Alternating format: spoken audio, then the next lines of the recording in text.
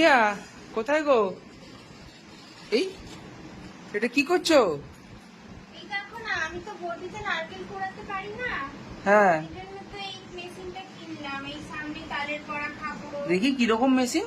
এই যে দেখো, এইখানে একটা এরকম, দেখো এটা পুরো আটানো আছে, আর এটা এরকম করে দিলে এটা এরকম করে খুলে যাবে। ও, ওটা পুরো ফিক্স হয়ে যায়। হ্যাঁ, এটা এটা এরকম করে চেপে দিলে এটা আর নাড়ানো যায় না। আর এখানে কি সুন্দর থালা লাগিয়ে দিলে আর এরকম করে দেখো ঘোরালে পুরো একদম সোজা। ওরে সাবাস, আমি তো এতে কোড়াতে পারি না, কি করবো, কিন্তু তালের দারুণ বড়া এটা। পিঠে খেতে তো আমার খুব ভালোই লাগে। এখানে একটুখানি করে দিয়েছি। সামনে জন্মাষ্টমী আসছে, তাই তালের বড়া আর আহ, তালের পরোটা হবে নাকি? হ্যাঁ, একটুখানি তালের বড়া, আবার শীতকালে পিঠেও হবে নারকেল দিয়ে। সাবাস, এইটা খুব কাজের জিনিস কিন্তু না? হ্যাঁ, এটা কিনলাম তো অনলাইনে দেখে দেখে। এটা একটু এরকম করে বার করে নিতে হবে। এই দেখো না, আমি পারি না, এগুলো দিয়ে এটা এটা একটু পড়ে যাচ্ছে, মেঝেতে ঘুরিয়ে নাও।